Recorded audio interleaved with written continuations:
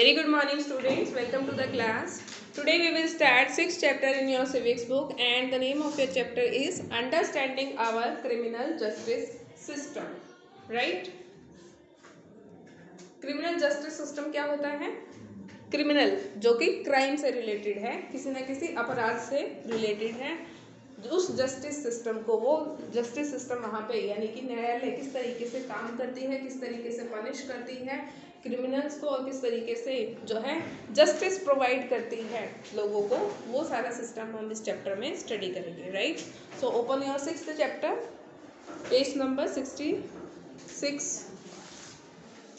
Page number 66. This is your chapter, right?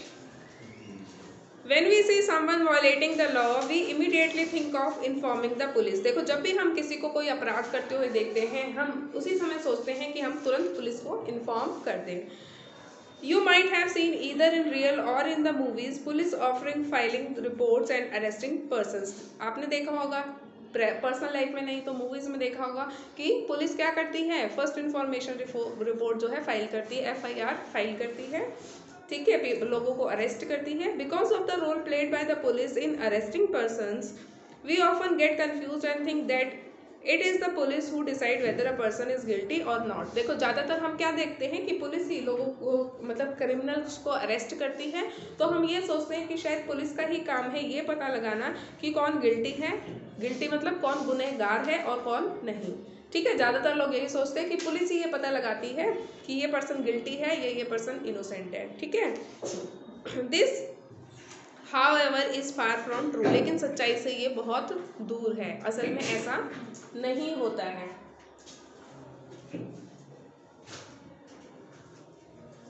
ठीक है, असल में जो है पुलिस डिसाइड नहीं कर सकती कि कौन जो है क्रिमिनल है और कौन इनोसेंट है. ठीक है, कौन गिल्टी है और कौन गिल्टी नहीं है. This however is far from true. After a person is arrested, it is a court of law that decides whether the accused person is guilty or not. ठीक है, किसका काम है ये? जब पर्सन को अरेस्ट कर लिया जाता है उसके बाद कोर्ट का काम होता है ये डिसाइड करना जो अक्यूज्ड है. अक्यूज्ड कौन होगा? जिसके ऊपर इल्जाम लगा हुआ है. ठीक है, अक्यूज्ड वर्ड बार बार आएगा, आपको पिछले चैप्टर में भी आया था, याद रखना आपको. अक्यूज्ड का मतलब होता है जिसके ऊपर कोई इल्जाम लगा है, सिर्फ लगा है, प्रूव नहीं हुआ है. ठीक है, उसको हम अक्यूज्ड बोलते हैं. ठीक है, ये काम किसका है? अक्यूज्ड गिल्टी है या नहीं है, उसने अपराध किया है या नहीं है, दोषी है या नहीं है, ये कौन डिसाइड करेगा? कोर्ट डिसाइड करेगी.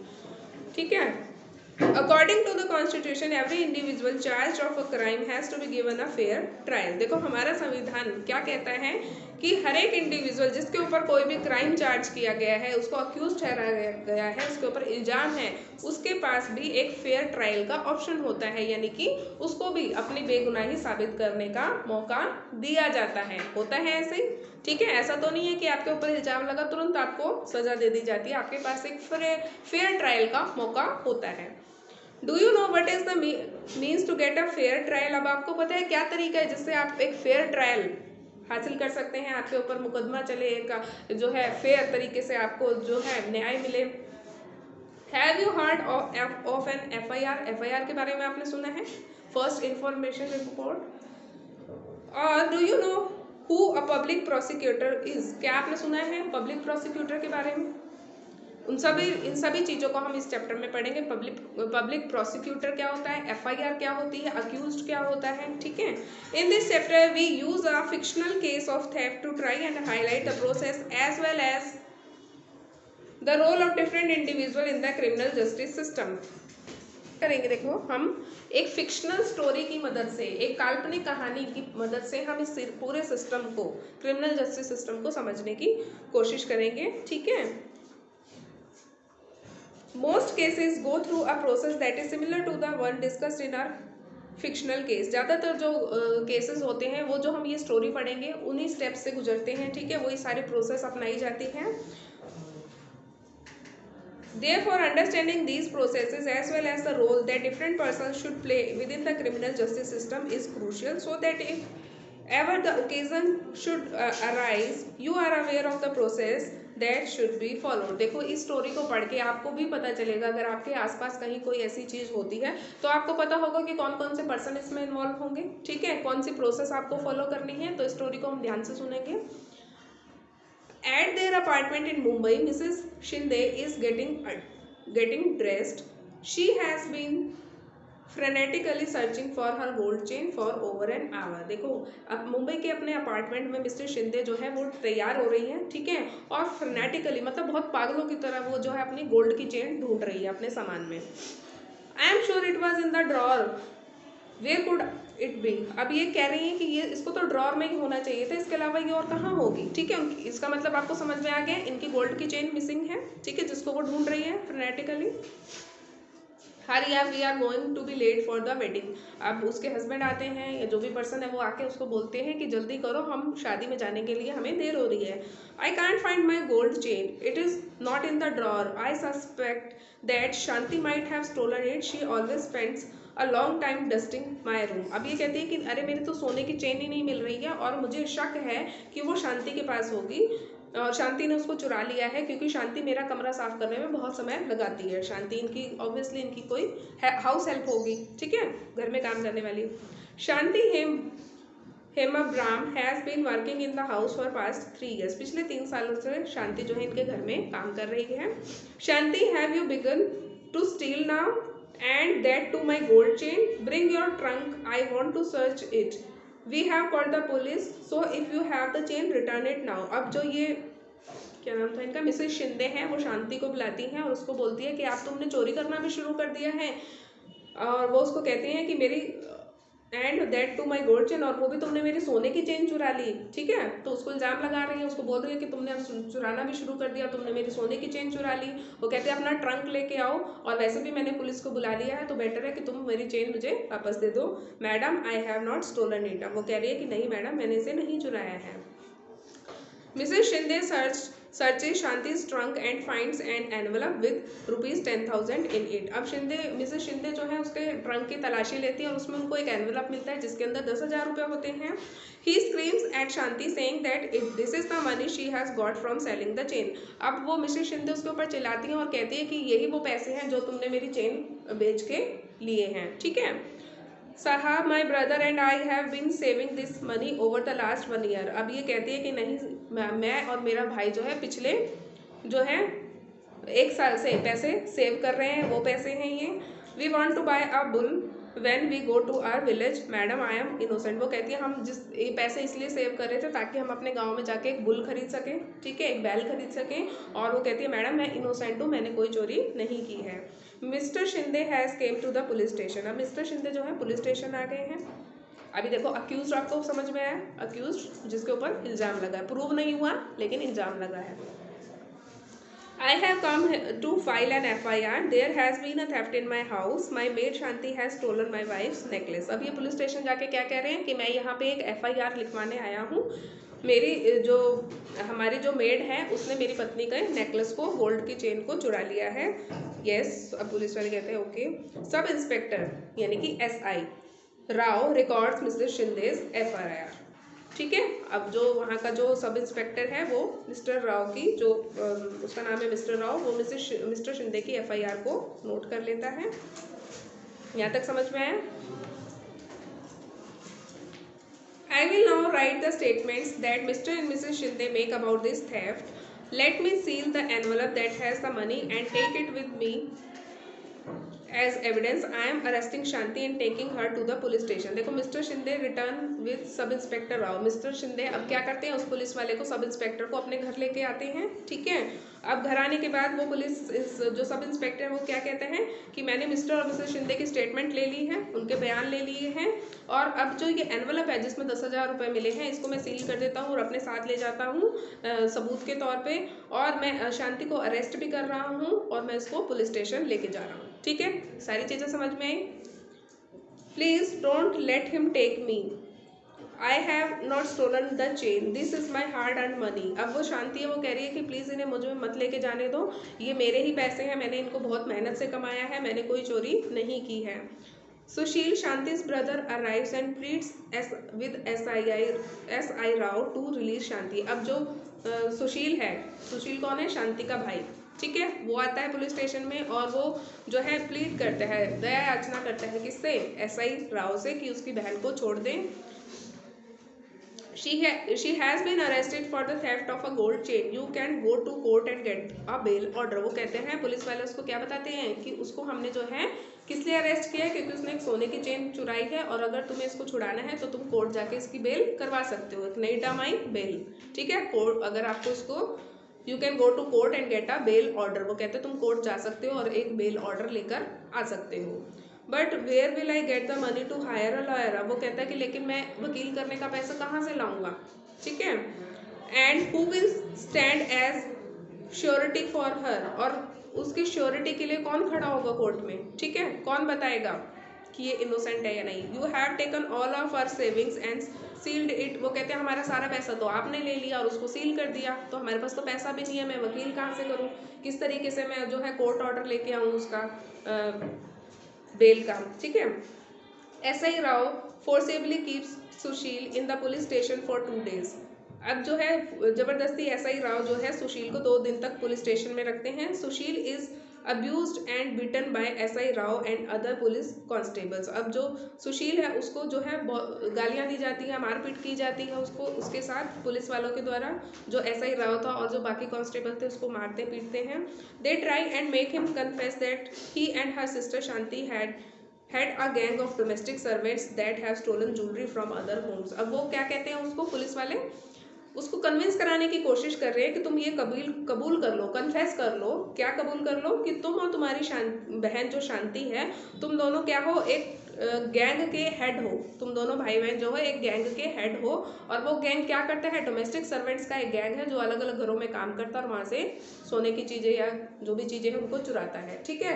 तो पुलिस उनको फोर्स कर रही है कि आप ये कबूल कर लो कि हम दोनों जो है गैंग चलाते हैं और हम घरों में जो है डोमेस्टिक सर्वेंट्स भेजते हैं, वहाँ चोरी करवाते हैं। There have been other complaints of theft of jewelry from शिंदे's neighborhood। अब जो शिंदे के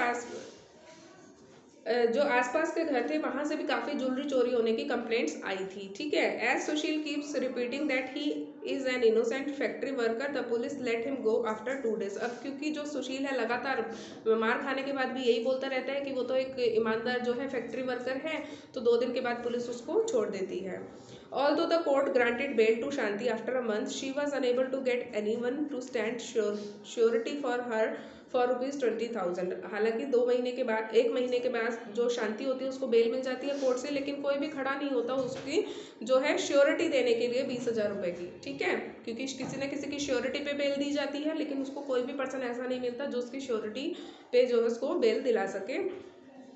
She therefore continued to be jailed, क्योंकि 20,000 का जो है श्योरिटी नहीं जमा करा पाती वो, तो इसलिए क्या होता है उसकी सजा बढ़ा दी जाती है और वो जेल में ही रहती है। शी इज़ वेरी ट्रोमेटाइज, मतलब बहुत ज़्यादा ट्रॉमा से गुजर रही है, वो बहुत ज़्यादा परेशान है। She is worried about what will happen during the trial. अब उसको चिंता है कि जब ट्रायल होगा, ट्रायल मतलब जब कोर्ट में पेशी लगेगी, सुनवाई होगी, उस समय क्या होगा। What will happen to me? I have not done anything wrong and yet I am behind bars just because madam suspects me। अब वो सोच रही है कि अब मेरे साथ क्या होगा, मैंने तो कुछ भी गलत नहीं किया है, मुझे सिर्फ इसलिए जेल में डाल दिया गया क्योंकि मेरी मैडम को मुझ पर शक था, ठीक है। And the money that we have been saving will I ever get it back. अब वो सोच रही है कि जो हमने पैसा इतने सालों से बचाया था, पूरे 1 साल मेहनत करके हमने जो पैसा बचाया था, क्या कभी वो पैसा मुझे वापस मिल पाएगा। The police files a chargesheet in the magistrate court. अब ध्यान से सुनेंगे। अब पुलिस ने अगला स्टेप क्या किया, एक चार्जशीट फाइल करी, कहाँ पे, कोर्ट में। कोर्ट में एक चार्जशीट फाइल करी, किसने करी, पुलिस ने।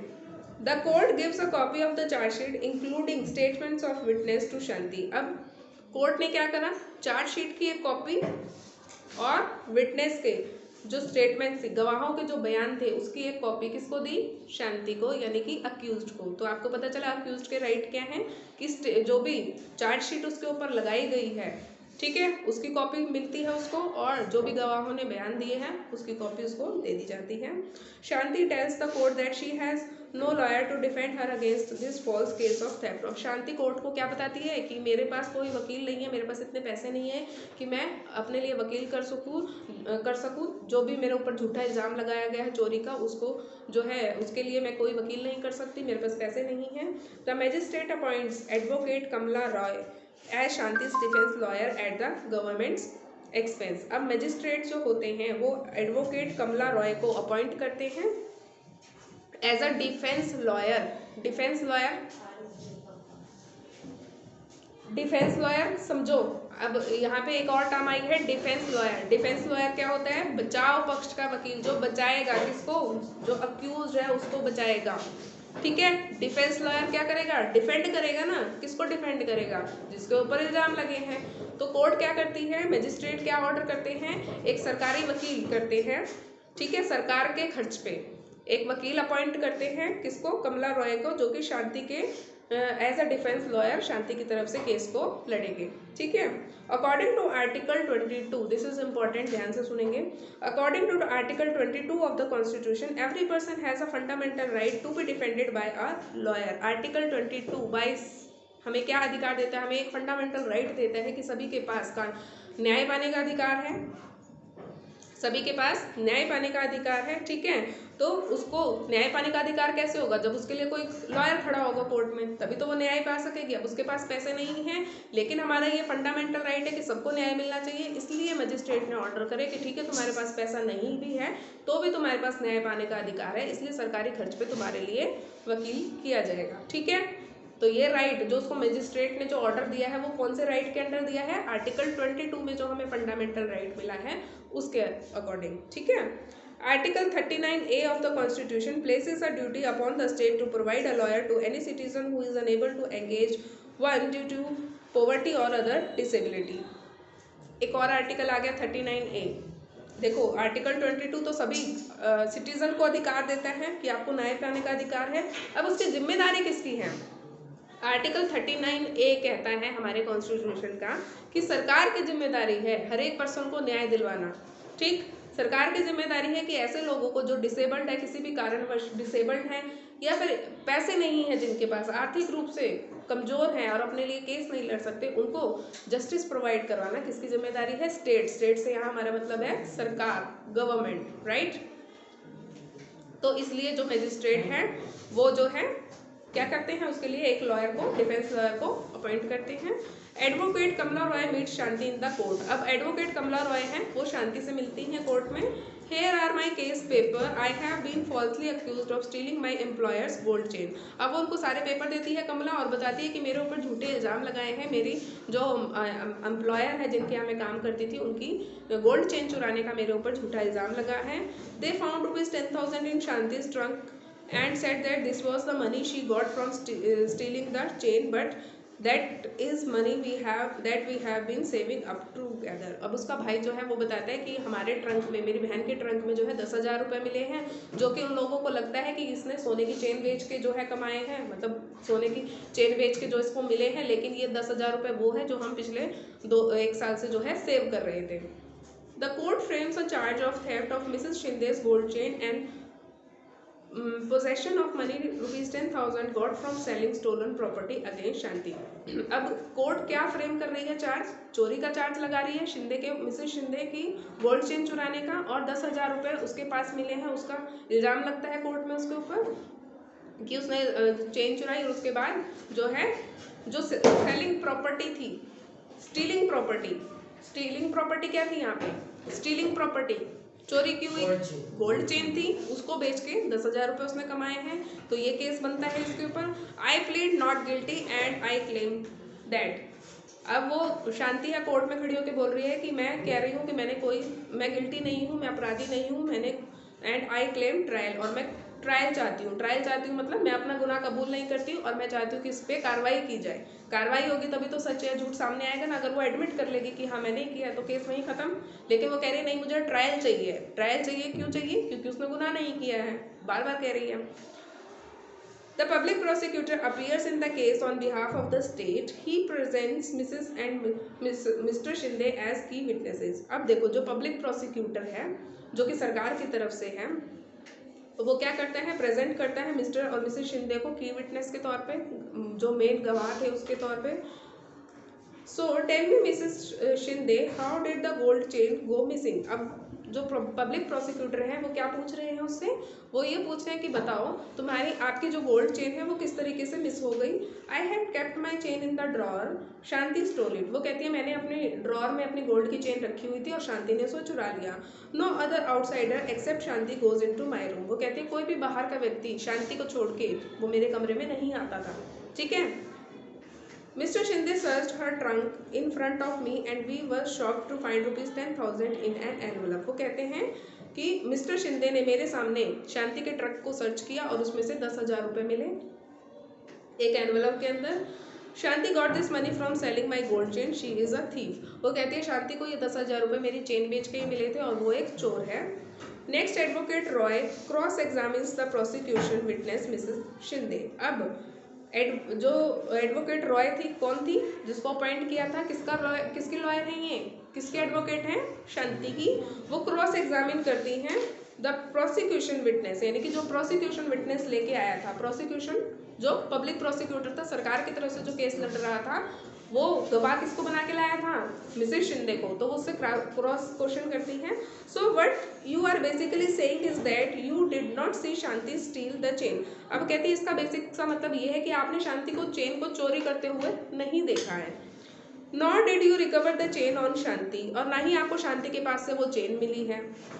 Also, in the 3 years that she has worked for you, nothing has been stolen from the house. और साथ ही पिछले 3 सालों से जब से ये आपके घर में काम कर रही है कोई भी चीज़ चोरी नहीं हुई है. 3 बातें बोली उसने.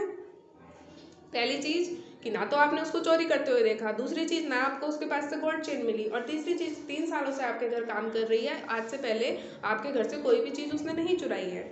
ठीक है. You were also regularly paying her rupees 1,000 as salary each month, और आप हर महीने उसको 1,000 रुपये सैलरी के भी दे रही हैं. ठीक है. Advocate Roy examine Sushil and his employer as defence witness. अब जो एडवोकेट रॉय हैं वो एग्जामिन करती हैं सुशील को और and his employer as defence witness. उसका एम्प्लॉयर कौन था, सुशील का एम्प्लॉयर, जहाँ जिस फैक्ट्री में वो काम करता था उसके मालिक को बुलाया होगा. सुशील तो कई फैक्ट्री में काम करता था ना, उसका ब्रदर. तो सुशील को बुलाती हैं और उसके एम्प्लॉयर को बुलाती हैं as defence witness. Defence witness का मतलब समझ में आया. जो डिफेंस था लॉयर कौन था, मिसेस रॉय थी. ठीक है. वो अपनी तरफ से डिफेंस की वकील है वो. तो डिफेंस के विटनेस को हम क्या बोल रहे हैं, जो बचाव पक्ष का वकील है वो अपने गवाह दिखा रहा है जिनको बोल रहे हैं डिफेंस विटनेस. प्रोसिक्यूटर के विटनेस कौन थे, मिस्टर और मिसेस शिंदे. ठीक है. अब डिफेंस के विटनेस कौन हुए, उसका भाई, शांति का भाई, और उसके भाई जहाँ जिस कंपनी में काम करता था उसका मालिक. Through their testimonies, she is unable to show that the rupees 10,000 find in Shanti's trunk could well be the earnings of Sushil and Shanti. अब वो कहते हैं कि जो भी मतलब जिस भी तरीके से वो चेक करते हैं उससे she is able